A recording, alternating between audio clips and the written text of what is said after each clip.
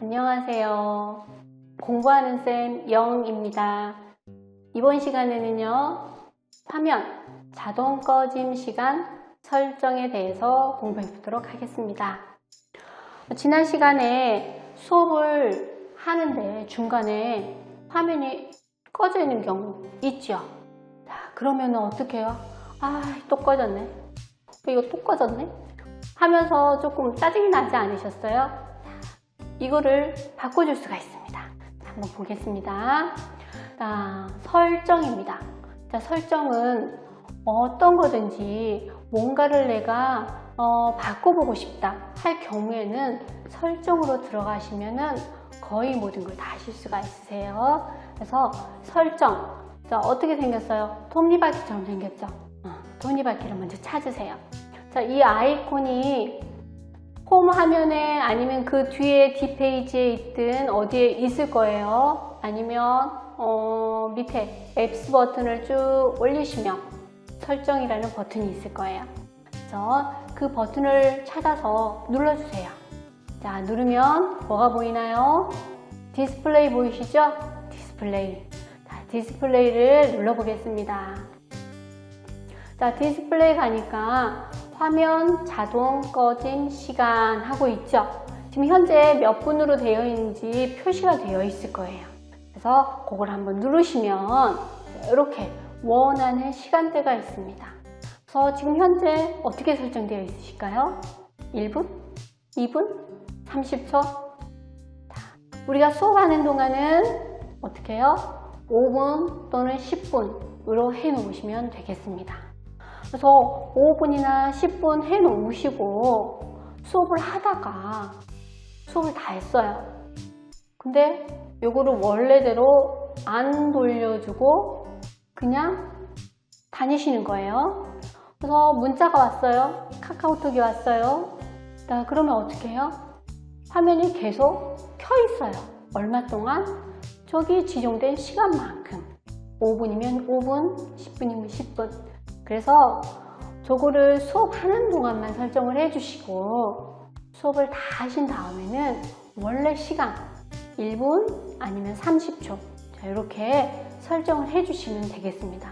1분이 좀 길다 싶으시면 그냥 30초 또는 15초 자, 이렇게 설정을 꼭 바꿔주세요. 잊어버리지 마시고요. 자, 그럼 디스플레이에 저것만 있냐? 아니죠. 또 있죠. 자, 보이는 게 다가 아닙니다. 확인해 볼까요? 자, 설정, 디스플레이, 밝기 찾으셨나요? 밝기. 자, 밝기. 현재 스마트폰의 밝기를 조정하는 겁니다. 얼마만큼의 밝기를 해놓고 보셔야 눈에 피로가 없는지 그거를 설정을 하는 건데요. 너무 밝게 하셔도 눈에 피로감이 있습니다. 그래서 적당하게 여러분들이 봤을 때 이 정도면 괜찮다 하는 정도 밝기 설정을 해주시고요.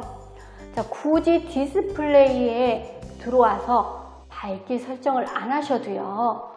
위에 우리 퀵 패널이 있었죠. 자, 퀵 패널 눌러서 보시면 저렇게 이퀄 표시가 보일 거예요. 자, 이퀄 표시를 누르시면 맨 아래쪽에 밝기 설정하는 곳이 있습니다. 그래서 조절바를 오른쪽 또는 왼쪽 이렇게 이동을 하시면서 조절을 해주시면 되겠습니다. 그래서 밝기 설정을 해주시는데 자동 밝기라는 부분이 있어요.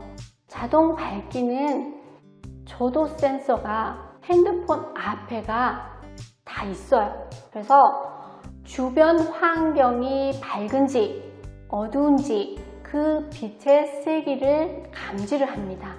그래서 주변 환경이 밝으면 그 밝음에 맞춰서 밝기가 조절이 됩니다. 만약에 주변 환경이 어둡다 하면 어두운 환경 중에서 밝기가 조절이 됩니다. 그래서 이 자동 밝기 설정을 해 놓으시면 눈의 피로가 좀 덜 할 거예요. 저걸 안 해 놓으면 항상 고정된 밝기로 그 화면을 보실 수 있을 거예요. 자, 두 번째 거기 보시면 블루라이터 필터. 자, 블루라이터 필터라고 있으실까요? 자, 블루라이터 필터는 우리 스마트폰 화면에 보시면 푸른빛이 많이 나옵니다. 그래서 이 푸른빛은요, 눈에 많이 안 좋다고 합니다. 그래서 그 푸른빛을 차단하는 시스템이 되겠습니다. 그래서 블루라이터 필터에 불을 켜주게 되면 버튼을 눌러주시면 저렇게 불이 들어오고요. 그리고 만약에 저거를 설정을 안 한다 하시면은 어떻게 해요? 많이 노출이 되면 눈에 황방변성이라는 그런 안 좋은 병이 생길 수도 있답니다. 그래서 블루라이트 필터를 좀 해주시면 좋을 것 같아요. 처음에는 좀 컴컴하고 좀 불편하실 수 있습니다. 하지만 익숙해지면 아무렇지 않아요. 그래서 블루라이트 필터를 꼭 해주시길 바랍니다. 자, 이번에는 디스플레이에서 글꼴 및 확대라고 있습니다. 자, 글꼴과 화면을 확대하는 기능인데요. 요즘 젊은이들은 해당 사항이 없을 거예요. 젊은 사람들은 거의 글씨를 너무 작게 해가지고 옆에서 봐도 잘 안 보일 정도로 작게 해놓고 다니는데, 조금 이제 나이가 들고 연세가 있으신 분은 화면에 있는 글이 잘 안 보이실 거예요. 저도 이걸 조금 조절해서 쓰긴 하거든요. 그래서 어떻게 하냐. 자, 현재 보이는 글꼴 단계가 1단계부터 해서 한 6단계 정도라고 치면, 현재 1단계의 조절바가 있는 경우는 위에 보이는 글자 크기만큼 보입니다. 그래서 이 크기로 해 놓으시려면 저렇게 해주시면 되고요. 자, 화면 크기가 있죠. 자, 화면 크기 확대는 이거를 크게 확대를 했을 경우에 상단에 알림 표시줄이 확대되어서 시계의 숫자나 또는 앱 아이콘, 인터넷 창이 크게 보여질 수 있습니다 라고 되어 있는데요. 크게 이렇게 달라진 만큼 그렇게 커지는 건 아니고 약간의 변화가 있습니다. 그래서 화면도 확대를 하시고 싶으시면 화면과 글자 크기를 같이 조절을 해서 하시면 됩니다. 만약에 글자 크기를 5단계로 조금 더 크게 한번 글자를 5단계로 이렇게 높이면 저기 위에 상단처럼 글자 크기가 조금 커지죠. 그래서 저게 내 눈엔 더 좋아. 그러면 이렇게 설정해 놓고 보시면 되겠습니다. 그래서 글자 크기는 본인 취향에 맞게 해주시면 되고요.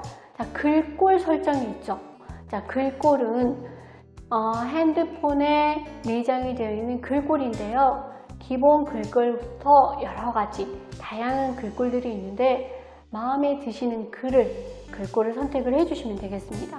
조금 굵은 고딕체가 좋다 하시면 그 글꼴을 선택해서 적용을 하시면 되는데요.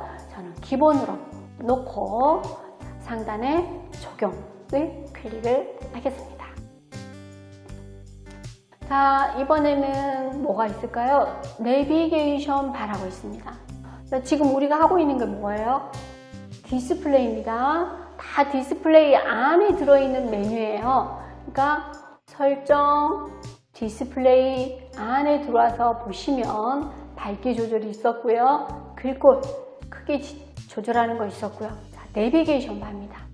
자, 내비게이션 바는요, 최근 앱 실행 버튼, 그 다음에 홈 버튼, 이전 버튼이 모두 모여 있는 거. 그래서 아래 하단에 버튼 보이시죠? 그래서 그 버튼을 얘기하는 겁니다. 디스플레이에서 내비게이션 바를 누르시면 설정에서 디스플레이 내비게이션 바를 누르시면 내비게이션 바를 숨길 수가 있고 고정, 아래 보여지게 할 수가 있습니다. 그래서 아래쪽에 보시면 버튼 3개 보이시죠? 자, 버튼 3개가 보이는데 왼쪽에 뭘까요? 석삼자? 아니면 지금 버튼이 폰마다 약간씩 다르게 보일 수 있습니다. 자, 왼쪽에 있는 그 점이 하나 생깁니다. 고정을 하게 되면 이렇게 이 점이 고정해 줄 수 있는 점입니다. 자, 이번에는 설정, 디스플레이, 내비게이션 바 요걸 합니다. 자, 내비게이션 바를 누르시게 되면 고정 또는 숨기기 버튼이 있어요. 자, 아래 버튼을 숨길 건지 아니면 보여지게 할 건지를 지정하는 곳입니다. 그래서 여기 이 부분을 눌러주시면 아래쪽에 점이 생기죠. 이 점이 생긴 것을 확인하실 수가 있고요. 자, 아래 점을 두 번을 딱 누르면은 아래에 내비게이션 바, 이 버튼들이 숨겨집니다. 자, 숨겨지고요. 숨긴 상태에서는 화면 아래에 버튼이 안 보이기 때문에 손으로 올려야 됩니다. 자, 이렇게 올려주셔야 내비게이션 바가 나타나고요. 다시 점을 2번 누르게 되면 그때는 아래 바가 고정이 됩니다. 그래서 이 내비게이션 바를 설정을 해주시고 아까 이전처럼 화면에 고정 숨기기가 없다. 그럼 어떻게 해요? 지금처럼 하시면 됩니다. 이 기종에 따라서 조금씩 다르게 나옵니다. 메뉴가. 그래서 확인 한번 해볼게요. 자, 내비게이션 스타일이 나오죠. 내비게이션 스타일이 버튼 형식과 화면 제스처 형식으로 2가지 방식이 있어요. 그래서 먼저 버튼 스타일로 해주게 되면 아래쪽에 버튼 순서를 선택할 수 있게끔 되어 있습니다. 첫 번째 버튼은 우리가 삼성에서 사용하는 버튼 형식이고요.